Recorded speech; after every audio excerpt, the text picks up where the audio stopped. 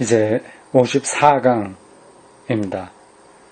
273쪽 열린 괄호 2번 마틴 켈러입니다.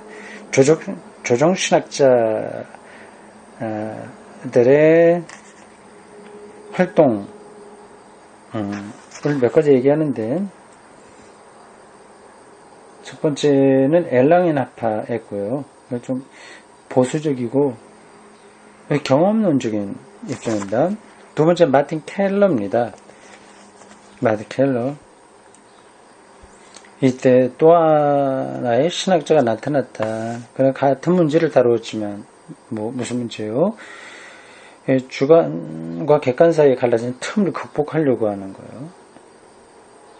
다른 방식으로 여기에 대답하려고 했다. 그는 역시 조정신학자인 중재신학자예요. 주로신학자. 페미틀룽 스테올로기 중재신학 마틴 켈러였다. 이 사람 아주 유명한 사람입니다. 그럼 오늘날 매우 중요성을 가지게 된 하나의 대답을 발견했다. 그 대답은 앞으로 오랫동안 논의될 것이다. 그런 틀림없이 그것은 주로 불투만이 여기에 내놓은 대답의 형태를 중심으로 그렇게 될 것이다.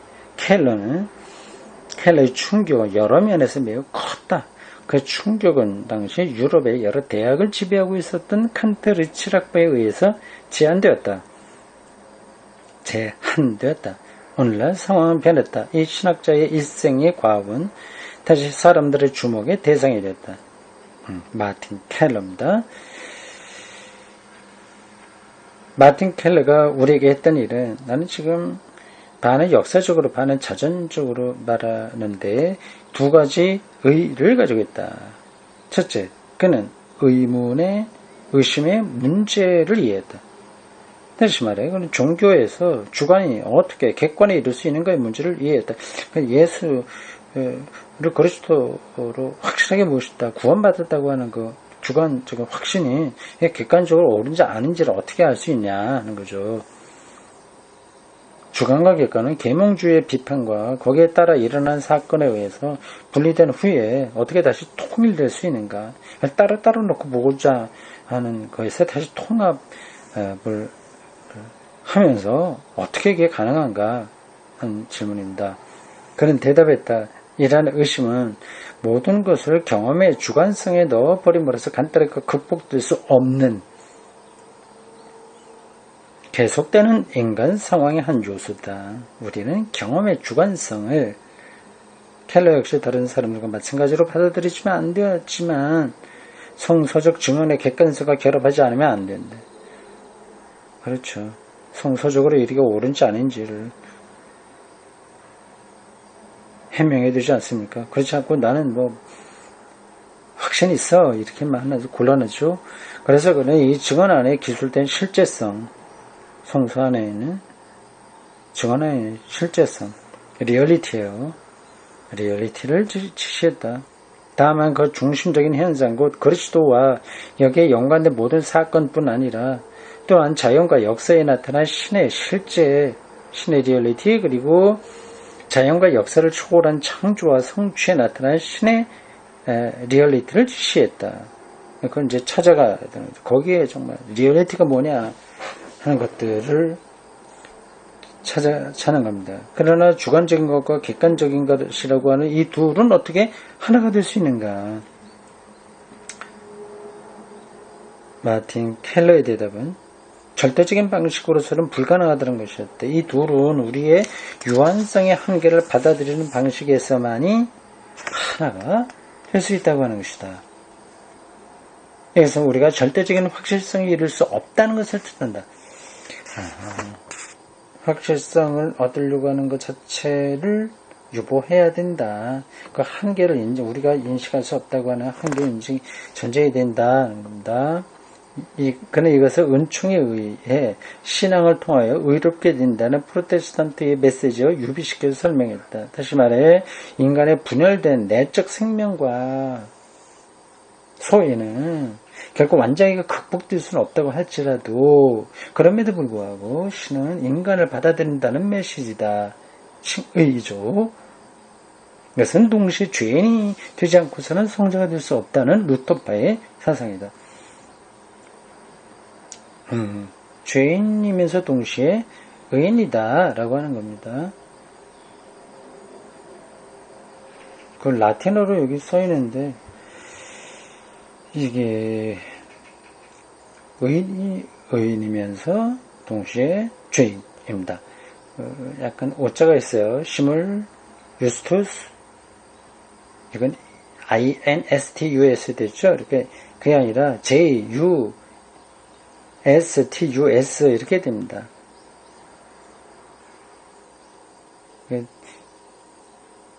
의인이면서 동시에 죄인입니다. 죄인이면서 동시에 의인입니다. 죄인이 되지 않고서는 성자가 아니라 의인이라고 해야 됩니다. 의인. 옳은 사람, 죄인과 의인과 죄인, 그것의 역설적 관계를 가리키는 거죠. 하나님에 의해서 의인이 되나 실제로는 죄인이다. 하나님 앞에서 죄인일 때 우리는 의롭다는 인정을 받는다.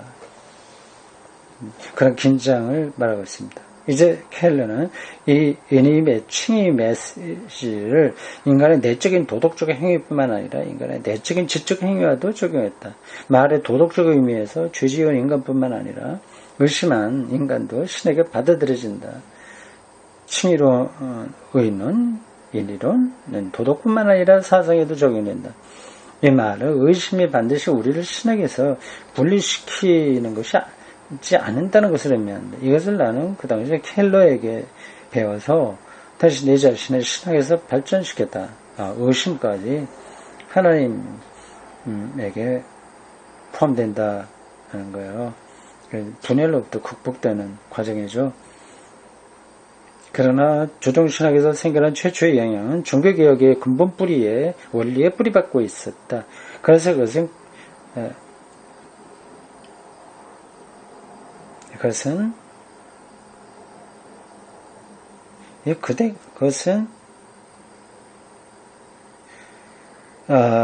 그대가 시작된 이게 무슨 뜻인지 모르겠어요. 이게 뭐가 잘못된 문장 같습니다.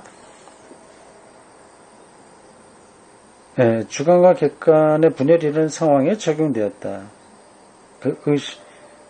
의심인가? 지나가겠습니다. 성사나 전통의 객관성과 경험의 주관성 사이에 갈라진 틈을 메우려는 이러한 조적신학의 시도는 유럽과 미국에서도 점차 일반화되었다. 그러나 주관과 객관의 결합은 완전히 성공하지 못했다. 분열은 남아있게 되었고 따라서 의심도 남아있게 되었다. 그 완전한 건 불가능하죠. 켈러가 우리에게 끼친 영향 가운데 또 하나는 역사적 비판에 관한 것이다. 역사적 비평은 객관적인 측면에 가까이 가는 길이다. 다시 말해서 우리를 변화시키는 힘을 가지고 있다고 생각하는 사건에 가까이 가는 길이다. 성경에 좀 가까이 가는 게 역사 비판이죠. 비판이 아니라 비평이라고 해야 됩니다. 역사 비판. 보통 우리 신학계에서 쓰는 용어로는 역사 비판이 아니라 비평이에요. 우리는 어떻게 이 사건을 확신하게 되는 것일까? 이 사건은 죄인임에도 불구하고 또한 의심하는 자임에도 불구하고 구원을 받는다고 하는 우리의 내적 경험에 그 바탕을 두고 있는 사건이다. 성서의 역사 연구에 대한 켈러의 대답은 역사의 예수와 신앙의 그리스도, 이게 유명한 표현입니다. 역사적 예수와 신앙의 그리스도를 날카롭게 구별하는 입장에서 제시되었다. 그 유명한 책 이른바 역사의 예수와 역사적 성서적 그리스도의 영역이 켈러와 그 신학의 소개에 덧붙여서 전에 내게 배운 학생에 의해서 출판되려고 한다. 이러한 일은 이 책이 우리 자신의 상황에 매우 알맞기 때문이다. 그 다음 275쪽에서 둘째 줄입니다. 역사적 사실의 예수와 신앙의 그리스도의 관계는 어떤 것인가? 이 역사적 사실의 예수는 객관적인 거고요. 역사 비평을 통해서 도달하는 예수고요. 신앙의 그리스도는 경험에 의해서 도달하는 그리스도입니다. 그러니까 앞에 거는 아는 예수, 우리가 알 수 있는 예수, 뒤에는 우리가 믿는 예수입니다. 우리는 이 둘을 분리할 수 있는 것인가? 신앙을 떠나서는 결코 그리스도에게 이룰 수 없다는 사상을 받아들여야만 할까? 신앙이 없어도 그리스도에게 이룰 수 있을까요? 아닐까요? 성서 문헌의 역사적 연구에서 생긴 회의에 관해서 무엇인가 해야 할 것이 있는 것인가? 켈러 자신은 이 둘이 분리되어 있는 것을 믿지 않았다. 분리되지 않는다. 켈러에게는 역사의 예수가 곧 신앙의 그리스도다. 저도 그렇게 생각을 합니다. 그래서 신앙의 그리스도에 대한 확실성은 신학 성서의 비판적 연구에서 나타난 역사학적 성과에서 독립되어 있다. 독립되어 있는 게 아니다 하는 게 맞을 것 같은데요. 아, 그렇군요. 내가 좀 착각했습니다. 이걸 분리해야 된다는군요. 켈러는 일단 어떻게 된 거야? 다시 보겠습니다. 켈러 자신이 이 둘이 분리되어야 한다는 것을 믿지 않았다. 맞죠? 그래, 여기까지 돼요. 분리되어야 한다는 것을 신앙의 그리스도와 역사적 예수, 그러면 하나죠. 켈러에게는 역사의 예수가 그 신앙의 그리스도다. 그렇죠. 그러니까 역사적 연구를 해야 되고, 그것이 나의 신앙 경험 안에 들어와야 된다. 그래서 신앙의 그리스도에 대한 확실성은 신학 성서 비판적 연구에서 나타난 역사적 성과에서 독립되어 있다. 이게 하나라고 하면서 왜 독립되어 있다고 할까요? 이것도 더 뒤로 가보겠습니다. 신앙은 역사적 연구가 도달할 수 없는 것을 보증한다. 그래서요. 역사적 연구가 도달할 수 없는 것을 보증한다. 그러니까 신학을 공부하지 않아도 그냥 믿음은 가능하다고 얘기 아니겠습니까? 가능하긴 하죠. 근데 잘못되는 것도 많잖아요. 이게 서로 연결되지 않으면서 건강한 기독교 신앙이 가능할까요? 신앙은 어떻게 그것을 보증할 수 있는가? 신앙은 무엇을 보증하는가? 여기에 오늘의 문제가 있다. 바로 그겁니다. 그 신앙으로 이렇게 독립되어 있다고, 신앙의 차원이 독립되어 있다고 한다면 그게 옳은지를 무엇으로 담보할 수 있겠어요? 이것은 그동안 불투만 것 같은 사람들과 그의 전 학파에 의해서 첨예화되어 온 문제다. 이런 점에서는 불투만의 엄격한 입장을 저도 따릅니다. 철저하게 역사적 비평에 서 있는 거죠. 그렇지만 이 상황을 근본적인 양상에서 실제로 맨 처음 인식한 사람은 켈러였다. 그는 위대한 종합의 전통에서 자란 사람이며 그의 생애의 어떤 시기에는 그 안에서 살았으며 그러나 신앙 각성운동에 의해서 변화되었고 굉장히 은혜를 많이 받았다는 겁니다. 교회 안에서. 우리가 일반적으로 알고 있는 저처럼 참 믿음 좋아, 교회 봉사 많이 해, 이런 경험들입니다. 나아가 그 시기에 지도적 신학자의 한 사람이 되었다. 그러나 내가 여러분에게 말했던 것처럼 켈러의 이 지위는 19세기 상황에서 결코 결정적인 것이 아니었다. 신앙의 보증에 대한 문제, 자기의 경험이 얼마나 확실하냐의 그런 문제는 20세기에서 다시 충분한 발전을 보았는데 켈러는 여기에 대한 예언자적 선구자였다. 마틴 켈러의 유산은 근본적인 비평을 노리는 현대 논의에서 비로소 재발견되었다. 이 문장은 좀 애매한데 이것은 유럽에서뿐만 아니라 미국에서도 마찬가지다.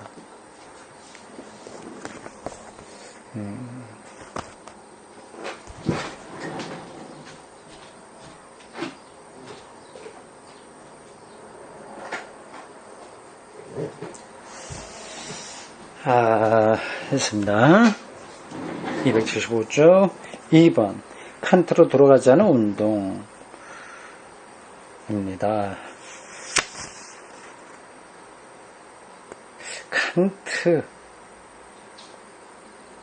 이제 나는 칸트, 리츠, 하르낙으로 이어지는 사상의 계보를 다루고 싶다. 칸트, 리츠, 하르낙. 이 계보는 독일에서 트릴츠에게로 통하고 이 미국에서는 라우셴부슈와 이른바 자유주의 신학계로 통하게 된다. 뒤로 이어진다는 거죠. 칸트, 리첼, 하르낙, 칸트, 리첼, 하르낙, 이 세 사람을 한 묶음으로 알고 있으면 좋겠습니다. 칸트, 리첼, 하르낙. 위대한 종합이 무너지고 헤겔과 슐라이르마커 종합이 무너지고 사람들이 많은 파편들에 둘러싸이게 된다. 어떤 신학적 집단이 왜 갑자기 칸트에게 돌아가자고 부르짖고 나서게 되었을까? 왜 다른 사람이 아니고 하필은 칸트에게인가? 칸트 이성 비판이죠. 이 사람은 아무도 정통주의로 돌아가자든가 경험주의로 돌아가자라고 말하지 않았다. 이 사람들은 정통주의가 아니다. 경험주의가 아니다. 내가 학생이었을 그때 지배적이었던 신칸트 학파에는 철학자도 심리학자도 있었다. 칸트주의를 신학에 도입한 것은 리츠 학파였다. 우리가 칸트의 유한성의 과목에 대해서 말했던 것을 여러분은 기억할 것이다. 칸트의 비판적 인식론은 유한한 것의 범주를 신적인 것에 적용할 수 없다는 것을 결정했다.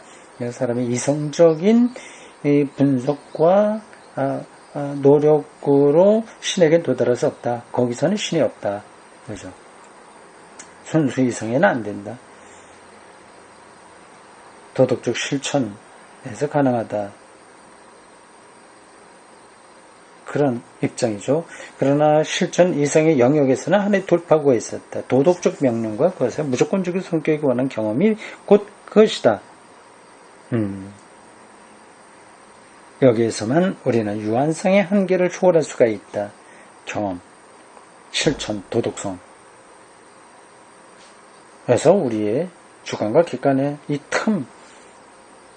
틈을 넘어설 수 있다는 관점이네요. 그러나 이론적 인식으로는 그것이 불가능하다. 우리는 직접 신을 증명한다든가 신에 대해서 말할 수가 없다. 다만 마치 뭐뭐처럼이라는 견지에서만 신에 대해서 말할 수 있다.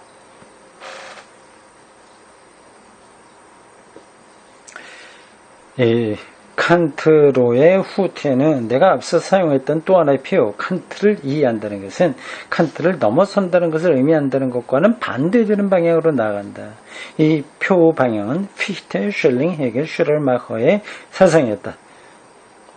리첼주의자들의 이처럼 칸트를 넘어서려고 한 결과란 부서진 바벨탑의 조각들처럼 그들 앞에 널려있는 위대한 종합의 잔해와 같은 것이라고 논정했다. 그러나 이들은 다른 조정신학자들이 시도했던 방식으로 이 조각들을 본래의 자리로 돌아가게 할 수 있다고 믿지는 않았다. 복고신학자들이 시도했던 대로 정통주의나 경건주의나 성소주의로 돌아가는 것도 가능하지 않았다. 네, 정통주의 이건 뭐 각각 다 특징들이 있죠. 이러하여 또 하나의 길이 모색되어야만 됐다. 이 길이 바로 칸트의 비판 철학에서 볼 수 있는 우리의 유한성의 수용이라는 후대였다.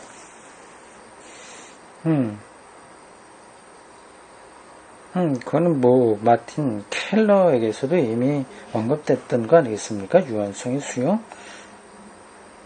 칸트는 프로테스탄트의 철학자라고 리츠는 말했다. 프로테스탄티즘은 신적인 것에 오르기를 바라지 않고 그것을 유한성의 한계 안에서 간직하려고 한다. 위대한 종합의 시도는 결국 신비주의의 산물이며 신적인 것과 인간적인 것 사이의 동일성의 원형의 산물이다. 이 표현들이 까다롭습니다. 동일성의 원형의 산물. 그냥 그런 단어가 있다 생각하시면 됩니다.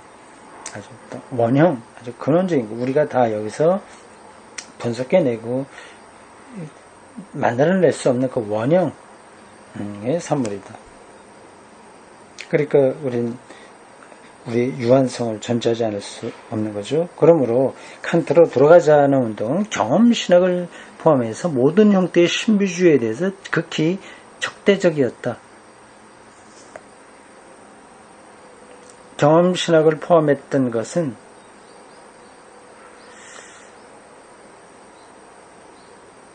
슐라이르마커의 종교의식의 사상이나 다른 형태의 경험신학 안에 신비주의 요소가 들어있었기 때문이다. 그래요. 신비주의. 경험이란 우리 자신 안에 신적인 것을 가진다는 것을 의미한다. 이것은 반드시 남에서부터 가지고 있는 경험만이 아니라 우리 자신의 존재의 내부에 주어져 있고 또 그 내부에서 느껴지는 경우가 있다는 것을 말한다. 그러나 이 사실은 신칸탁바에서 받아들여지지 않았다. 신칸탁바는 참된 신비주의에 저항했을 뿐 아니라 모든 경험의 신학에도 경험 신학에도 대항했다. 그때 무엇이 남았을까? 두 가지만 남았다. 하나는 역사 연구다. 이것은 자유주의 신학의 위대한 점인 동시에 그 결점이기도 하다. 역사 연구가 필요하지만 그것만 남으면 안 되니까 믿음의 차원이 약화되면 곤란한 거죠. 성서적 문헌에 대한 역사 연구 방법을 적용하려고 하는 한 그건 위대하다. 그건 필요한 거니까. 그러나 신앙을 역사 연구의 결과에 의거하려고 하는 한 그것은 결점이다. 이거 내가 지금 방금 얘기한 거 그대로 틀리가 또 따라서 설명하고 있네요. 이것이야말로 그들의 애썼던 과제다. 이처럼 이 학파에서는 적극적인 면과 소극적인 면이 있다.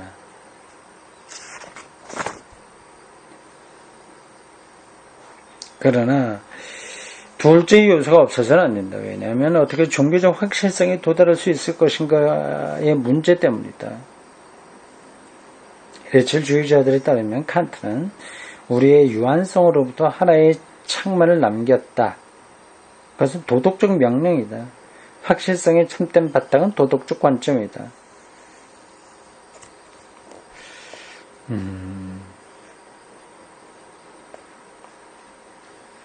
우리는 도덕적 인격으로서 자기 자신에 대해 확실성을 가진다.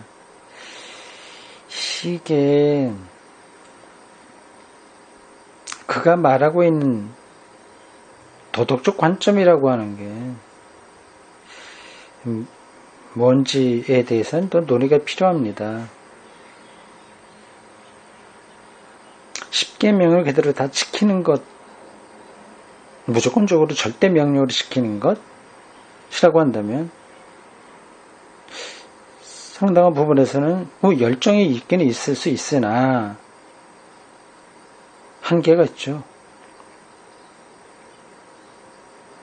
교통신호 한 번도 어기지 않고 살 수는 없는 거잖아요. 그냥 쉬운 예로 들으면 그렇습니다.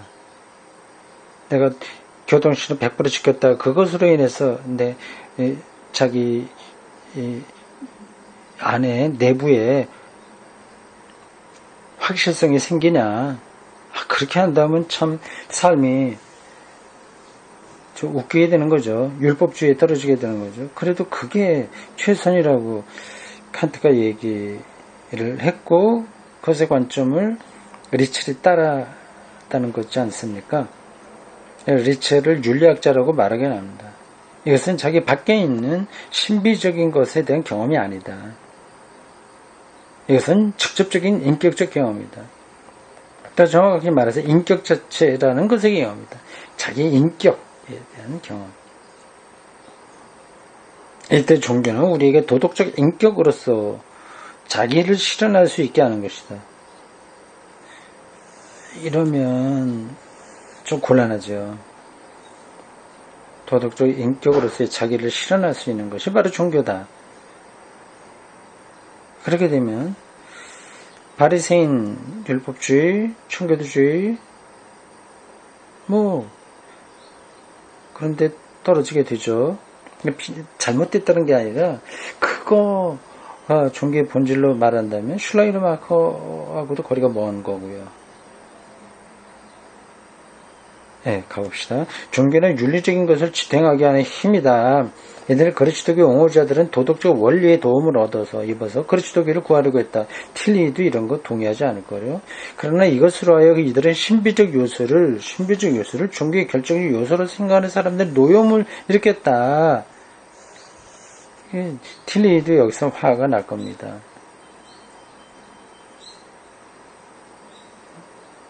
그러므로 우리는 여기에서 인격의 윤리적 경험을 바탕으로 하여 논증된 하나의 종교를 가진다.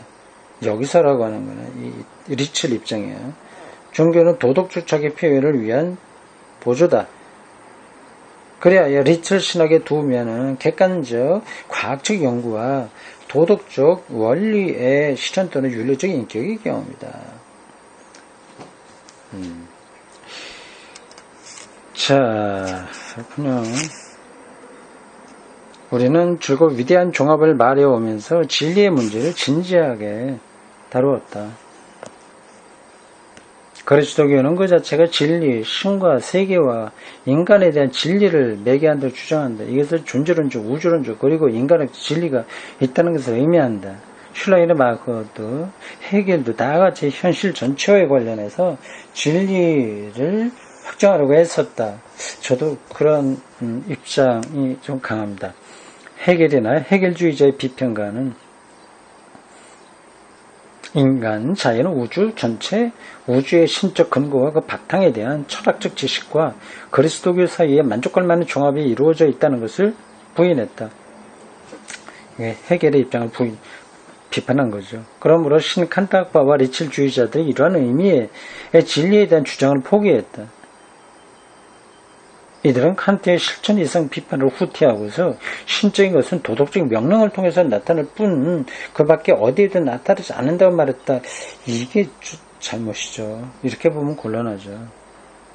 진리 문제는 도덕적 대답으로 대치된다. 이때 그리스도교의 기능은 도덕을 가능하게 하는 구실을 한다. 이 관점에서 모든 존재론적 물음은 존재론적 물으면 될 수 있는 대로 억제됩니다. 당연하죠. 물론 이것은 누구에 의해서도 완벽하게 이루어질 수 없다. 어떤 거야? 도덕적 인격 말이죠. 신칸타학파 자체 안에서도 모든 인식론에서는 언제나 존재론적 존재가 있다는 것을 보여준 사람들이 20세기 초에 나타났다. 그렇죠. 도덕적 행위보다 존재론이 더 밑바탕에 있는 거 아니겠습니까? 여러분이 어떤 것을 알기 전에 여러분은 어떻게 아는가라는 유명한 물음에 대답할 수 있다고 믿는 것은 자기의 기만이다. 여러분은 먼저 실제에 대한 물음에 대답하고 실제예요. 리얼리티예요. 물음에 대해 뭐를 실제로 여기는가 대답하고 나서 그 물음을 비판의 대상으로 삼아야 된다. 내가 돈이 실제냐 하나님이냐 취미생활이냐 여행이냐 이런 뭐가 실제로 자기는 리얼리티를 뭐로 느끼냐 일단 그거를 대답해야 되는 거죠. 인식론은 자기 발로 설 수는 없다. 왜냐하면 아는 것이나 알레지는 실제나 다 같이 존재론적 개념이기 때문이다. 만일 여러분이 지식을 논하려면 일정한 전제를 피할 수가 없다. 이와 같은 것은 현대 분석 철학에도 타당하다. 분석 철학은 인간의 논리적 구조와 언어학적 구조를 분석한다. 그러나 그것은 언제나 논리와 언어와 실제와의 관계에 대한 감춰진 전제를 가진다. 때로는 이 관계가 완전히 부정적인 것이 되기도 한다. 이것은 우리가 현실에 대해서는 아무것도 알지 못한다. 우리의 논리적 언어학적 구조는 현실과 아무런 상관이 없다고 말할 때다. 그러나 이것은 증명되어야 한다. 만일 누군가가 여기서 증명하려고 한다면 그런 존재론자가 된다. 그렇지 않고 만일 적구적인 관계가 있다면 그들은 철학자가 지금까지 늘 해왔던 일을 하지 않으면 안 된다. 인식론보다 존재론이 앞선다는 말이죠.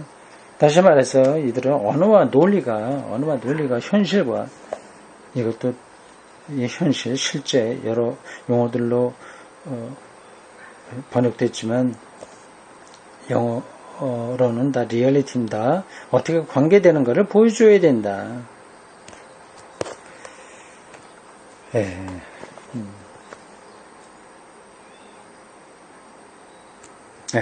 여기까지 하겠습니다.